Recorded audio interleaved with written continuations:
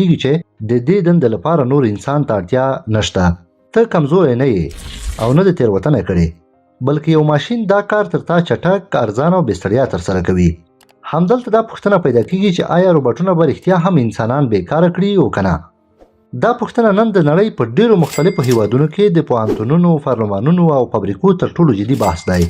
د دې پوښتنې ځواب دومره ساده نه دی لکه څنګه چې په ټولنیزو رسنیو کې ښودل کیږي. They have performed more than 10,000 robotic surgeries.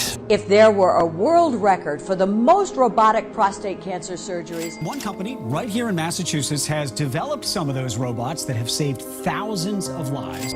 Scientists in Japan have unveiled a 15-foot-tall robot. روباټونه نن یوازې یو فلزي لاسونه نه دي، بلکې پراخ کمپیوټري سیسټمونه دي چې کولی شي معلومات تحلیل کړي، پریکړې ته نږدې شي او د انسان ځینې کارونه تقلید کړي.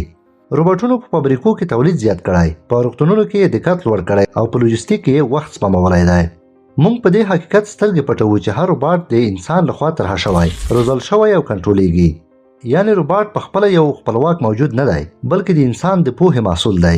نړیوالې څېړنې ښیي چې هغه دندې چې ډېرې تکراري دي لکه ساده حسابونه، فزیکي انتقال، د معلوماتو دخول د بدلون له خطر سره مخ دي. د تاریخ په هر پړاو کې ټکنالوژي ځینې دندې له منځه وړي دي او په بدل کې یې نوې دندې پیدا کړي دي. دا حقیقت مو شاید نه وي اورېدلی. ډېری هغه دندې چې د نن ماشومان یې په راتلونکي کې ترسره کوي تر اوسه نوم هم نه لري. 20 کاله وړاندې د ټولنیزو شبکو مدیر د معلوماتو شنونکی یا د مصنوعي ځیرکتیا روزونکي مسلک نه و، خو نن دا دندې زرګونو انسانانو ته د کار زمینه مساعده کړې ده. بله مهمه خبره دا ده چې روباټونه د سرعت او دقت په برخه کې قوي دي، خو د انساني ارزښتونو ځای نشي نیولی. احساس نه لري، د درد معنا نشي درکولی، د اخلاقو وزن نشي تللی، د ټولنیز انصاف پریکړه نشي کولی. ډېری خلک اوس په دې نظر دي چې وروستۍ پریکړه باید تل د انسان په لاس کې وي، نه د یو ماشین په لاس کې. که چیرې تاریخ وګورو وینو چې په 18مه میلادي پیړۍ کې د بخار د ماشین له اختراع او بیا قرار تر برېښنا، کمپیوټر او انټرنیټ پورې هم دا ویره موجوده وه چې انسان به بیکاره شي. خو پایله دا شوه چې انسان مجبور شو خپل مهارتونه یې بدل کړل، زده کړه یې وکړه او لا نور ډېر کاري فرصتونه رامنځته شول. دا هم حقیقت دی چې هغه ټولنې چې پر زده کړه او مهارتونو پانګونه کوي د ټکنالوژۍ له راتګ نه ویریږي، بلکې ترې ګټه اخلي. برعکس هغه ټولنې چې تعلیم ته ارزښت نه ورکوي د هر نوي بدلون پر وړاندې زیان ویني. نو اصلي خطر روباټ نه دی، اصلي خطر بې تعلیمي او د بدلون نه منل دي.